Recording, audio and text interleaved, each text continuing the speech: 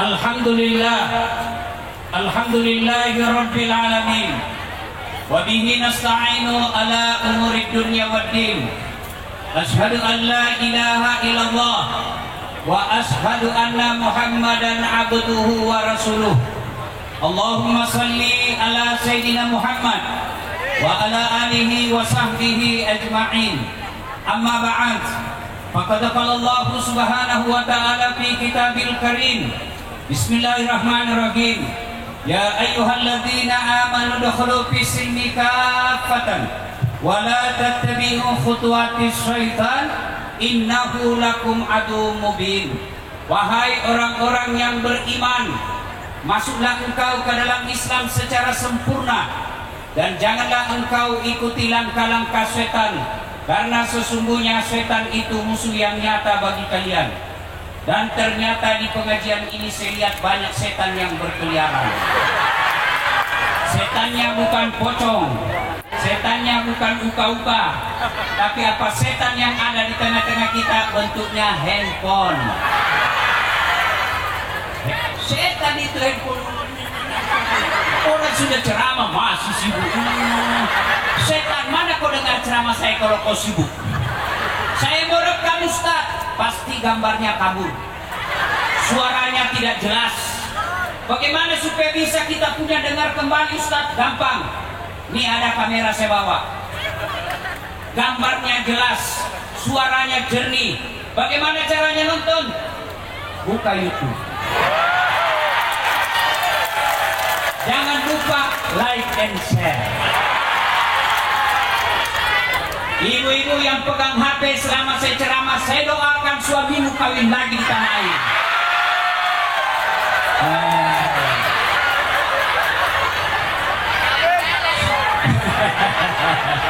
Simpan HP-nya dulu Bu, simpan. Dengar ceramah dulu, saya serius. Tidak lama ini saya ceramah Bu. Simpan dulu HP-nya. Yang punya apa namanya itu? Ya itu. Yang punya tripod aman. Tapi kalau ibu yang pegang kamera itu tidak konsentrasi dengar ceramah. Datang ke sini kan mau dengar ceramah kan? Iya. Dan percaya Bapak Ibu sekalian, yang berpanas-panas di luar jauh lebih besar pahalanya daripada ibu-ibu yang ada di dalam. Tidak usah juga kok keluar berpanas-panas. Bilin-bilin. Waqala idzan bismillahirrahmanirrahim. Innallaha wa malaikatahu yusalluna 'alan nabi. Ya ayyuhalladzina amanu sallu 'alaihi wa sallimu taslima. Sesungguhnya Allah dan para malaikatnya bersalawat kepada Rasulullah Muhammad sallallahu alaihi wasallam. Maka wahai orang-orang yang beriman, bersalawatlah kalian kepada Rasulullah dengan sebaik-baik solawat. Ibu-ibu, kemarin malam hujan. Ada enggak yang mampu menghitung air hujan? Ada? Kenapa? Karena jumlahnya banyak dan laju. Tapi ketahuilah ada yang lebih banyak jumlahnya dari air hujan. Apa itu kata Nabi?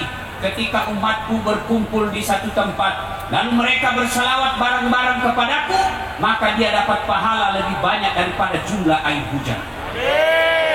Maka saya mau ajak bersalawat. Saya mau dengar mana lebih kencang suaranya bapak-bapak dengan ibu-ibu.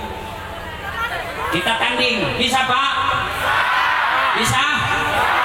Ayo Pak, jangan mempermalukan jenis kelamin. Ayo, keluarkan suaramu dengan kencang. Mana ini banser? Mana banser? Ayo, keraskan suaramu.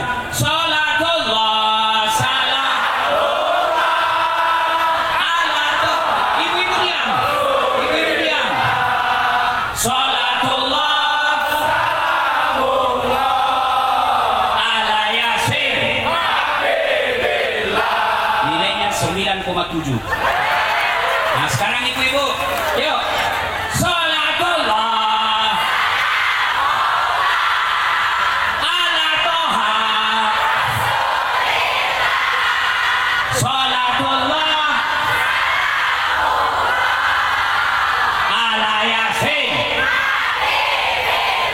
Nilainya 9,8.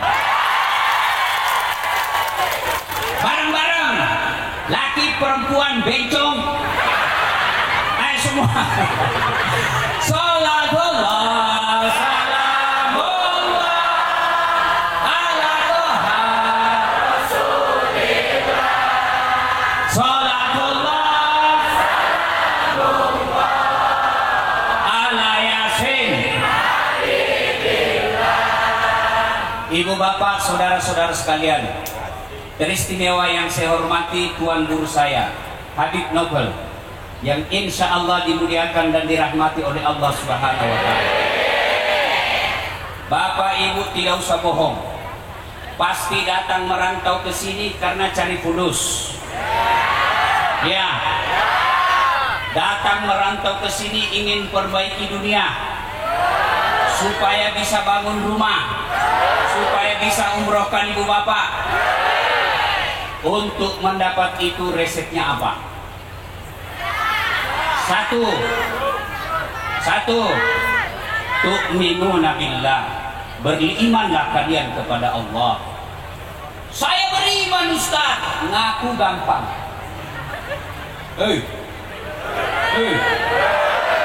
Kau kenal Jokowi? Sepupuku bos. Ngaku. Cek ke Pak Jokowi. Pak Jokowi, sepupu katanya Ustaz Dasar. Siapa Ustaz Dasar? Namanya aja baru ku dengar. Ngaku beriman gampang. Yang sulit diakui oleh Allah sebagai orang beriman. Ini yang jadi masalah. Iman. Belah dadaku kau temukan kekasihku. Allah Subhanahu wa Ta'ala ngaku, tapi yang sulit diakui oleh Allah sebagai orang beriman. Apa ciri dan karakter orang beriman? Banyak, tapi yang paling konkret, aqimis shalah, dia mendirikan sholat. Banyak orang merantau ke Taiwan, gajinya cuma 15 juta satu bulan, habis makan 8 juta, hiburan 3 juta, beli kuota 1 juta, tersimpan cuma 3 juta satu bulan, tidak sholat, puasa sholat duhur lepas, asar tidak, maghrib tidak, subuh apalagi.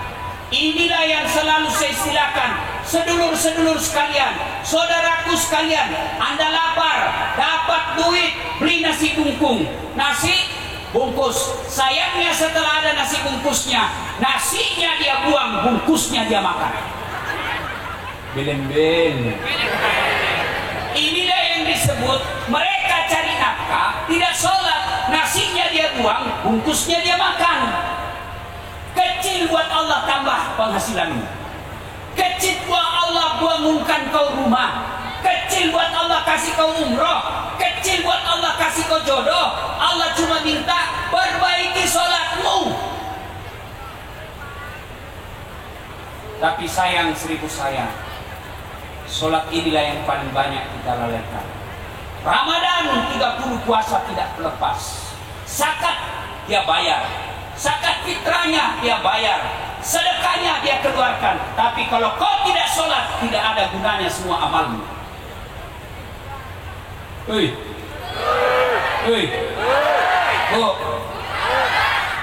ibu-ibu paling banyak tidak sholat kapan? 1, selesai haid, gratis 5 hari. Dia bilang suaminya, kenapa kau belum sholat? Biasanya cuma 5 hari. Ini sudah 7 hari kau tidak sholat. Belum bersih, masih ada sedikit-sedikit. Dengan suaminya, bohong kau. Apa bohong? Saya kasih lihat kau. Apa kau kasih lihat? Ya bu? Ya. Kapan lagi perempuan banyak tidak sholat? Kalau ada pesta, mukanya dia dempul, alisnya dia cukur, pipi sebelah dia cukur lagi di sini, pipi sebelah lagi dia cukur lagi di sini, akhirnya habis. Ketawa baru kau semua dikena. Ini perempuan makhluk paling perkasa di dunia. Allah sudah kasih alis baik-baik, masih dirubahnya juga. Ciptaan Allah saja dia ubah-ubah. Ah, inilah perempuan-perempuan ini. Bukan di sini. Iya. Iya. Alhamdulillah. Bu, kapan lagi perempuan banyak tidak sholat? Kalau dia ke mall. Betul, bapak juga. Sholatlah saudaraku. Apa susahnya sholat? Ayo yang malas sholat, kau kesini. Kasih tahu saya apa alasanmu. Ustaz, saya tidak bisa kena air. Allah kasih solusi, kau tayamum. Cuma saya pernah lihat orang tayamum di pesawat. Duduk di samping saya, mungkin dia malu. Akhirnya dia tayamum. Dia tayamum, Pak. Gimana caranya dia tayamum? Seolah-olah dia pakai air.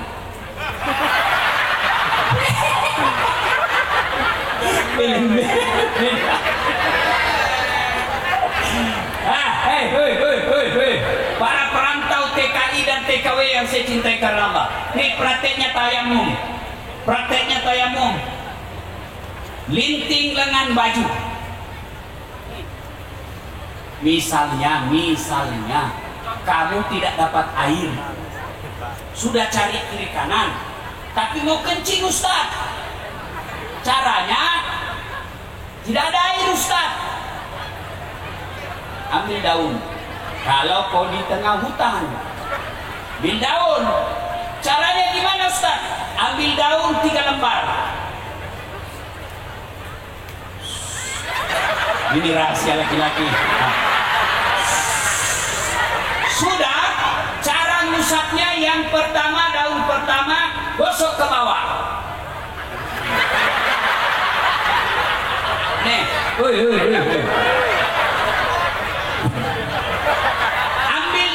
ambil daun kedua, gosok ke atas. Ambil daun ketiga, gosok lagi ke bawah. Bukan begini, tambah kotor. Itu kan salatullah ala toha rasulillah, salatullah ala yasin. Sudah bersih, masuk, kejepit selesai. Ini zaman ketika kecil. Kalau sekarang kan aman, kan? Sudah, nggak ada air. Tayamum. Caranya lepas jam tangan, lepas cincin. Kenapa? Karena usapan kalau ada jam tangan, dibawa jam tangan tidak kena usap. Maka harus dilepas, buka. Sudah itu, letakkan telapak tangan di dinding atau di tanah. Sudah itu, kalau dia di pasir, bertepuk dulu. Kenapa? Karena kalau ada pasirnya, masuk di mata aku dong. Udah jadi kosong. Jadi tepuk dulu. Sudah, usap wajah. 1 kali sudah sah, 3 kali lebih baik. Sudah itu, letakkan lagi kembali ke pasir. Letak, sudah, usap tangan kanan. Gini, lihat baik-baik. Kiri di bawah, kanan di atas. Kiri di bawah, kanan di atas. Tarik ke bawah. Sampai di siku, lipat sikunya. Apalagi kalau sudah tua. Kenapa? Makin tua makin keriput. Lipat siku. Tangan kiri lagi naik ke atas. Usap. Kiri di bawah, kanan atas. Lipat, sek. Repot begitu, praktis.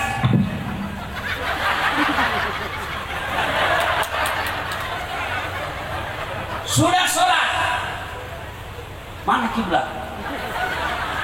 Lihat di mana matahari terbit. Oh, sana pagi-pagi matahari, berarti di sana terbenam.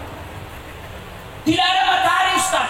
Sudahlah, mustaqbilal kiblati. Sengaja sholat menghadap kiblatmu ya Allah. Allah. Niatnya apa Ustaz? Niat tidak harus bahasa Arab. Niat bahasa Bugis boleh. Bahasa Jawa monggo. Bahasa Indonesia tidak jadi masalah. Saya niat sholat duhur, wajib hukumnya bagi saya 4 rakaat menghadap kiblat lillahi ta'ala. Allahu Akbar. Mau begini silahkan, mau begini silahkan. Sekarang banyak penceramah suka salah-salahkan orang. Jangan salahkan, lakukan saja yang mereka tahu, lakukan saja Bapak Ibu yang mau. Ada orang sesolat takbir Allahu Akbar, silahkan. Ada yang begini, silahkan. Ada juga, nggak usah keurusi urusannya orang. Selesai itu letak tangan berbeda-beda. Allahu Akbar. Mau begini silahkan. Ada lagi Allahu Akbar di atas pusat. Ada juga Allahu Akbar sejajar pusat. Ada lagi Allahu Akbar di bawah pusat. Porno lagi pikiran. Allahu Akbar. Terserah, silakan pakai mana yang Bapak yakin. Mana yang salah kalau kau pakai semua. Allahu Akbar. Pasti salah itu. Jelas? Jelas? Jelas? Tidak dapat air tayamum. Ustaz, di mana kiblat? Di mana matahari terbenam, di situ kiblat. Ternyata tidak lihat matahari karena hujan, menghadap kemana saja boleh pada saat kondisi darurat. Ustaz, saya sakit gigi Ustaz. Silakan kau sholat sakit gigi. Ada.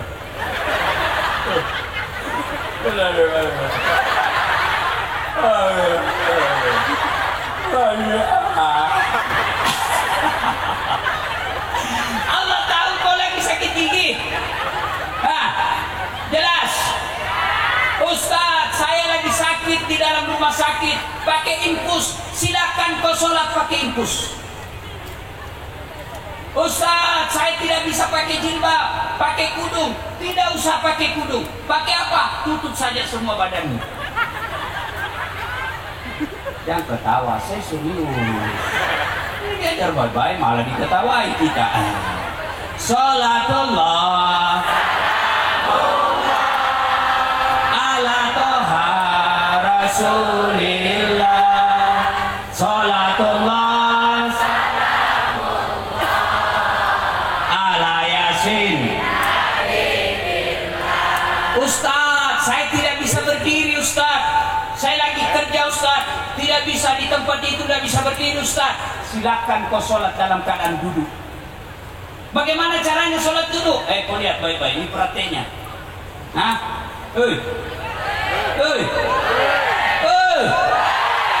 ini sholat duduk. Anggap sana kiblat. Sudah tayamum atau sudah wudhu. Allah. Baca doa iftitah. Kalau mau praktis tidak baca doa iftitah juga boleh, karena itu cuma sunnah. Langsung Al-Fatihah. Sudah itu baca surah pendek. Minimal 1 ayat. Bismillahirrahmanirrahim. Yasin. Allahu Akbar. Boleh minimal 1 ayat. Sunnah minimal 1 ayat. Allahu Akbar. Bagaimana rukunya Ustaz? Ruku cukup kepala goyang. Allahu Akbar. Sami Allahu liman hamidah. Ruku. Sujudnya bagaimana Ustaz? Sujud badan ikut ditundukkan. Kalau tadi cuma kepala, sekarang sujud badanmu ikut kau tundukkan. Allahu Akbar.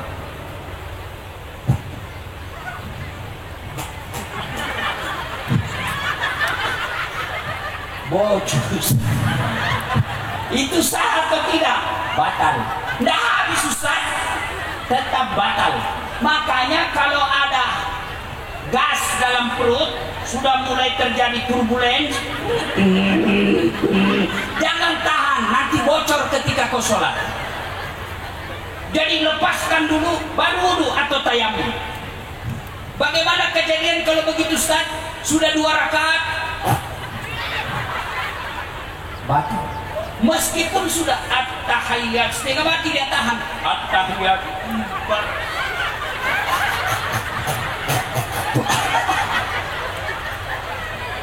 batal. Makanya kalau merasa mual, bukan mual. Nah, apa? Malas, mules. Ke toilet dulu, bersihkan, selesai baru sholat, aman. Jangan justru kau tahan aja cuma 2 menit kau ini sholat. Akhirnya kau sholat kejar Allah.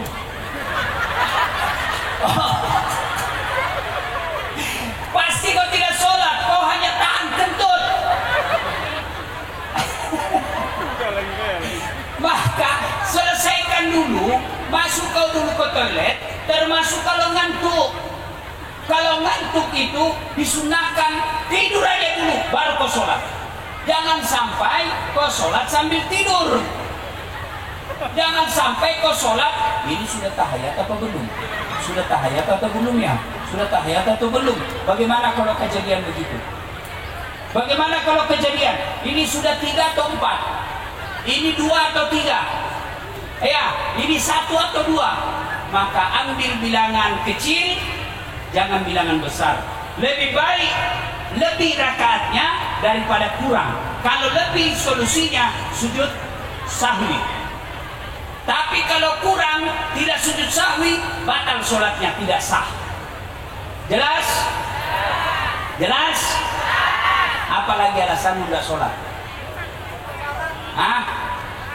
Apa? Tidak ada kecuali malas. Apa lagi? Apa? Tentu Nabi bilang kau tidur dulu. Kalau ketiduran, sholat begitu kau bangun, langsung sholat. Bahkan orang yang lupa, misalnya 3 hari yang lalu karena sibuk ngurus tenda, baru sadar.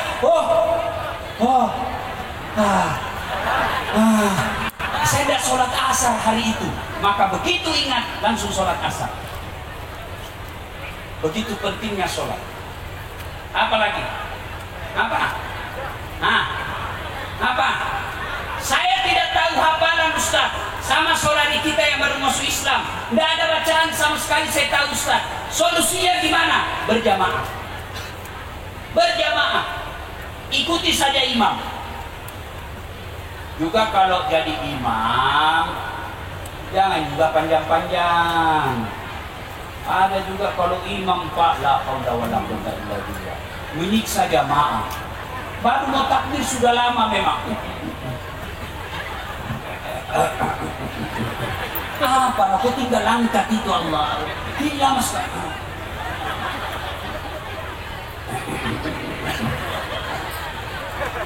Anak kok tinggal Allahu Akbar. Akhirnya apa? Anak muda pulang masjid. Apa anak muda? Enak sholat di masjid. Apa enak? Ampun Ustaz. Kenapa ampun? Surah Yasin dibagi 2 Ustaz. Orang baru belajar sholat kok kasih yang panjang-panjang. Kul saja selesai. Ya, ini baru imam rakaat pertama. Apa dia baca? Al-Baqarah ayat 11 sampai 70. Dia khusyuk dengan bacaannya, kita khusyuk dengan hayalan. Mau ikut tidak hafal, mau ruku belum selesai, terpaksa kita menghayal. Tadi tuan saya 200.000. Mana ini yang 50 ya? Mana saya simpan? Allahu Akbar, masih dia cari. Subhanallah. Siapa yang salah? Siapa salah? Imam. Maka kalau berjamaah ke masjid, imamnya juga jangan lama-lama. Ini baru taubat, baru dia dapat hidayah, dia datang sholat jamaah di masjid, ternyata dia dapat imam yang panjang. Besok tidak mau lagi, taubat saya ke sana. Menyiksa. imam ringkaskan. Kalau kau jadi imam ringkaskan sholatmu. Kalau kau sholat sendiri terserah. Ini ada imam Pak, walau benar atau tidak ini cerita. Penghafal Quran, dites dia di kampung. Kau jadi imam nak, kita mau dengar hafalanmu. Oh dia baca surah Al-Ma'idah Pak. Hanya dia yang hafal. Begitu lagi husuk bacanya, tiba-tiba ada cicak jatuh. Pas nyambar telinganya. Stres. Namanya orang stres, hafalan hilang. Tiba-tiba ini anak muda, kira-kira umur SMA. Suasana hening. Dia bilang ini imam, tolong bantu di belakang. Dia bilang di belakang, saya juga tidak tahu. Ada anak muda capek, dia bilang kalau begitu ya sudah, Allahu Akbar. Siapa salah? Siapa salah? Imam. Maka tolong yang imam di musola, yang imam di rumah, yang imam di komunitas kita, kalau kau jadi imam, ringkaskan bacaanmu. Jangan panjang-panjang, karena pasti makmummu tidak bisa mengikuti. Apalagi kasihan kalau ada yang rematik di belakang, orang yang sudah pensiun, kau siksa orang tua. Jatuh kepalanya belum selesai, naik lagi kasihan Allah. Jatuh lagi. Kau siksa orang tua. Maka sunnah ketika jadi imam, ringkaskan bacaan sholatmu. Nah ibu bapak saudara-saudara sekalian, kalau mau sukses dalam perantauan, perbaiki sholat. Apa hukum bagi mereka yang tidak sholat? Dengar baik-baik ini. Mereka yang suka melalaikan sholat. Satu, Nabi jelaskan batas antara kekafiran dan keislamanmu adalah sholat. Ketika kau tidak sholat, kau kafir di hadapan Allah. Jadi orang yang tidak sholat itu menurut Nabi kafir di hadapan Allah. Jadi sholatlah saudara-saudaraku. Kasihan kalian jauh-jauh merantau ke Taiwan sini cari nafkah, lalu kalian tidak sholat padahal alasannya hanya karena capek. Kasihan kalian, kalian kafir di hadapan Allah. Yang kedua, dengar baik-baik yang bagi mereka yang malas sholat. Kalau mereka mati, satu waktu kau tinggalkan sholat, satu hari diparkir di neraka. Misal nih tadi tidak sholat subuh, apa hukumannya? Satu hari dibakar di neraka. Berapa lama yang namanya satu hari di neraka? 1000 tahun ukuran dunia. Silakan buka surah Al-Hajj. Jadi kalau tidak sholat subuh, 1000 tahun kau dibakar di neraka. Kalau 5 kali sehari semalam, 5000 tahun, itu sehari. Gimana kalau dia cuma datang sholat Jumat? Datang paling terlambat, pulang paling cepat. Orang khutbah dia tidur. Dia bilang masjid apa ini? Tidak ada khutbahnya. Bukan tidak ada khutbah, kau yang dongo tidur kau pilih-pilih. Ayo sholat. Ibu-ibu sholatlah. Boleh saja kita ngontrak-ngontrak, merantau ke sini, makan seadanya, duit kita pegang sedikit saja. Untuk apa? Untuk dunia kita. Tapi kalau kita sholat baik, kecil buat Allah, kasih kamu apa yang kamu mau. Bu-ibu, Bu, bisa enggak perempuan hamil tidak ada suaminya? Bisa enggak? Bisa enggak? Bisa, Siti Maryam. Cuma sekarang banyak perempuan mau saingan Siti Maryam. Tidak ada suaminya hamil. Bu, pernah lihat sungai? Pernah? Itu kalau sungai mengalir ke kanan airnya, ada benda di atasnya, benda itu mengalir kemana? Kanan. Petinya Nabi Musa. Air sungai Nil mengalir ke kanan, peti Nabi Musa mengalir ke kiri, padahal tidak ada mesin. Kalau Allah yang mau. Muhammad sallallahu alaihi wasallam dikejar, ingin dibunuh oleh kafir Quraisy. Abu Lahab kasih hadiah, siapa yang membunuh Muhammad, saya kasih hadiah onta 1000 ekor, 100 ekor. Kejar, didapat, bersembunyi dalam gua Zur. Allah turunkan pertolongannya. Apa yang Allah turunkan? Bukan tentara malaikat, tapi apa yang Allah turunkan? Allah turunkan laba-laba. Tahu laba-laba, Ibu? Tahu laba-laba? Bahasa Jawanya spider. Dia bikin sarang. Laba-laba bikin sarang. Akhirnya diintip oleh Abu Jahal. Tidak mungkin ada Muhammad. Kalau ada Muhammad, tidak mungkin ada sarang laba-laba. Tentara pilihannya Abu Jahal, Abu Lahab kalah oleh sarang laba-laba. Tidak masuk akal. Tapi kalau Allah yang mau, kecil buat bapak-bapak, kecil buat Allah bangunkan rumah di kampung. Kecil buat Allah sejahterakan bapak. Ibu-ibu, kecil buat Allah kasih suami yang baik. Kecil buat Allah kasih jodoh yang soleh. Allah cuma minta perbaiki sholat. Halo, ada enggak manusia yang tidak ada masalahnya? Ada enggak manusia? Oh, saya lihat di depan saya ini muka-muka penuh masalah semua. Ini yang lagi ceramah. Bapak-bapak pikir saya tidak ada masalah? Banyak masalah saya, Pak. Sekarang Bu, banyak janda-janda curhat.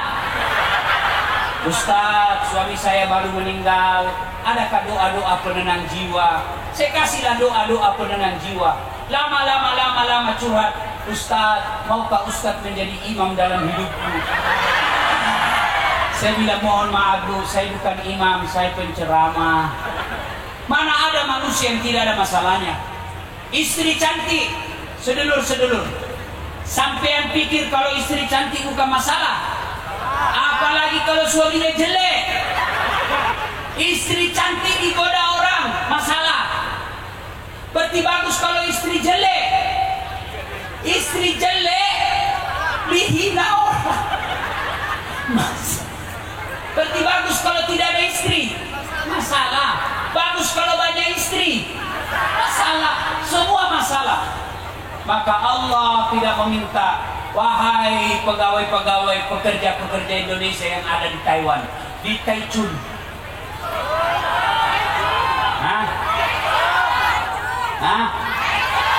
Ya itulah. Ya. Wahai saudara-saudaraku yang merantau ke Taiwan, kalian kalau mau selesai masalahmu, kamu merantau sebagai TKW, ternyata suamimu di sana nakal, ternyata suamimu di sana ketemu dengan teman SMA. Sakit gigi kan? Iya Bu, ya. Allah cuma minta dua. Ista'inu bis-sabri was-shalah. Sabar, perbaiki sholatmu.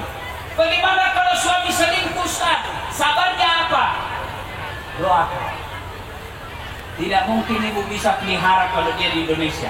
Saya tidak bisa maafkan dia, Ustaz. Solusinya apa? Minta cerai, selesai. Ya, daripada pertahankan sakit hati, cerai aja. Islam membolehkan. Ya Bu, ya Bu, betul. Daripada bertengkar, hamil lagi ya. Salatullah ala toha rasulillah. Salatullah ala yasin. Dua, hukuman bagi mereka yang tidak sholat. Itu dikubur nanti ada temannya datang menemani dia. Ibu-ibu pernah lihat kuburan? Liang kubur. Pernah lihat liang kubur? Liang kubur itu masih lebar Bu, 40 cm, 2 meter. Tapi bukan itu tempat kita. Tempat kita liang lahat, yang digali lagi sedikit, dimasukkan pas-pas itu Bu. Itulah tempat kita. Ditimbun. Oh, ibu kalau duluan meninggal menangis suamimu. Istri saya baik betul. Bulan depan kamu sudah menderita di kubur. Bapak-bapak ini, adik-adik saya masih muda-muda. Begitu kau meninggal istrimu muda, janda muda, banyak yang lirik. Kamu sudah dibakar di kubur, istrimu pakai mobilmu dengan suami barunya. Bu, ketika hancur perut, cacing masuk di mata, cacing masuk di telinga, perut meletus, datanglah utusan Allah. Lalu berkatalah sang jenazah, man anta? Siapa kamu? Siapa kamu? Sayalah Asis Huja al-Uqra, ular, ekornya cuma satu, kepalanya tidak bisa kau tutup. Kenapa kau datang kepadaku? Sayalah sholatmu yang kau anggap remeh selama ini. Dia lilit kita, dia hukum kita, dia temani kita. Kapan dia lepas? Nanti hari kiamat. Maka saudaraku sholat. Tidak ada gunanya kalian datang pengajian tiap bulan, tablik akbar sekali sebulan, tablik akbar sekali 3 bulan, jauh-jauh naik bus, kadang-kala bermalam sewa hotel, tapi kalian tetap tidak sholat. Tidak ada gunanya semua pengajian. Sholat, apa susahnya sholat? Sholat paling gampang. Haji perlu puluhan juta, ngantri sampai belasan tahun. Puasa 30 hari kalian dapat. Zakat perlu modal, perlu uang. Sholat yang penting ada kemauan. Saya tidak tahu bacaan sholat Ustaz. Wala tayasu min rauhillah kataba. Jangan kau putus asa akan rahmatku. Datanglah kau sholat berjamaah di masjid. Jangan susah. Ayo ibu-ibu. Bu. Sudah capek? Masih bisa? Iya. Saya sudah mulai capek. Saya titip pesan satu, pelihara sholat. Yang kedua, kalau ibu bapak sudah punya anak, didik dia dengan baik. Jangan sampai anak kita dititip sama kos-kosan. Titip anak kita di neneknya, titip anak kita di kakeknya. Biasa nenek dan kakek lebih sayang daripada lebih sayang cucu daripada anak. Tidak ada gunanya ibu-ibu merantau jauh ke sini, menyeberang berjam-jam, naik pesawat, lalu anak kita tidak ada tahu mengaji. Tidak ada gunanya kita cari duit. Alhamdulillah dapat duit 30 juta 1 bulan, tapi anak kita tidak tahu sholat. Anak kita tidak pakai jilbab. Anak kita lelaki selalu keluar bawa cewek. Nauzubillah min zalik. Tidak ada gunanya. Maka ibu-ibu selalu luangkan waktu. Minimal selalu telepon anaknya. Gimana kabarmu nak? Kalau ibu punya anak cewek, suruh pakai jilbab. Syukur-syukur kalau bisa masuk ke dalam pesantren. Ya. Dan yang ketiga, pesan khusus saya karena waktu yang terbatas. Ibu-ibu, bapak-bapak, saudara-saudara sekalian, jadilah duta muslim di sini. Tunjukkan akhlak Islam yang baik. Apalagi ibu-ibu yang pakai jilbab, kalau bersentuhan, berkomunikasi, bersosialisasi, bermasyarakat dengan warga tempatan, tunjukkan bahwa Islam adalah rahmatan lil alamin, supaya mereka tidak menuduh kita sebagai agama teroris. Ya bu, ya bu. Nah, dan yang keempat, ibu bapak, saudara-saudara sekalian, jangan pernah bosan berdoa kepada Allah Subhanahu wa taala. Bagi Allah tidak ada susahnya memperbaiki hidup kita. Allah cuma minta jangan lupa kau berdoa. Ud'uni astajib lakum. Minta kau kepadaku, pasti ku kabulkan. Itu janji Allah. Dan berdoa itu ibu tidak harus menghafal. Ibu-ibu pergi ke toko buku, beli buku-buku doa, lalu ibu hafal. Tidak menghafal. Doa itu tidak menghafal. Doa itu bahasa hati.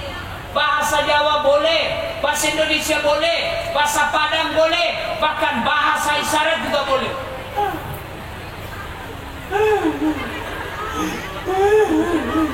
suaminya kawin lagi. Boleh bu, daripada ibu berdoa pakai bahasa Arab tidak tahu artinya, dia baca doa, bingung malaikat apa maksudnya ini bu. Dia minta doa supaya dipelihara suaminya, ternyata doa yang dia baca doa minta hujan. Tidak mesti bahasa Arab. Saudaraku, bapak-bapak, Anda punya anak, Anda punya istri, jauh, cemas, jangan sampai istri kita ketemu dengan mantannya. Maka berdoalah kepada Allah, biar Allah yang pelihara istrimu, biar Allah yang pelihara keluargamu. Kalau Allah yang kabulkan doa kita, tidak ada susahnya buat Allah pelihara keluarga. Kita berdoalah, tapi ingat, mustahil Allah dengarkan doanya, mustahil Allah kabulkan doanya kalau kalian tidak sholat. Udah uni astajib lakum, berdoalah kau kepadaku, pasti kukabulkan.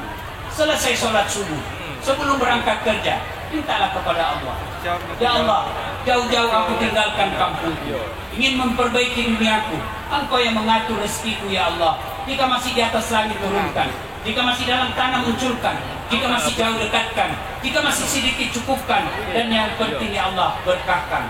Ya Allah, dengarkan dan kabulkan doa hamba. Amin ya rabbal alamin. Selesai. Kenapa orang berdoa begini Ustaz? Mau begini silakan, mau begini silakan. Ada yang begini silakan, banyak dia minta. Kalau selesai berdoa Ustaz, ada yang usah begini. Amin ya rabbal alamin. Kenapa begini Ustaz? Itu variasi. Kan masa Bapak selesai berdoa, amin ya rabbal alamin, kan tidak nyambung. Ya Bu, ini saja tausiah kita, mudah-mudahan ada manfaat. Lebih dan kurangnya mohon dimaafkan. Usikum wa nafsi bitaqwallah. Apa bacanya? Izin untuk menggalang dana untuk acara tabligh akbar hari ini. Oh, penggalangan dana. Saya sebenarnya paling malu baca-baca begini. Ya silakan panitia yang mengumumkan. Saya ada latih menyumbang kepada apa yang bikin acara hari ini. Imit. Saya nyumbang 100 juta untuk ini. 100 juta uang Indonesia. Nah, demikian mudah-mudahan ada manfaat. Lebih dari kurangnya mohon dimaafkan. Usikum wa nafsi bitaqwallah. Assalamualaikum warahmatullahi wabarakatuh.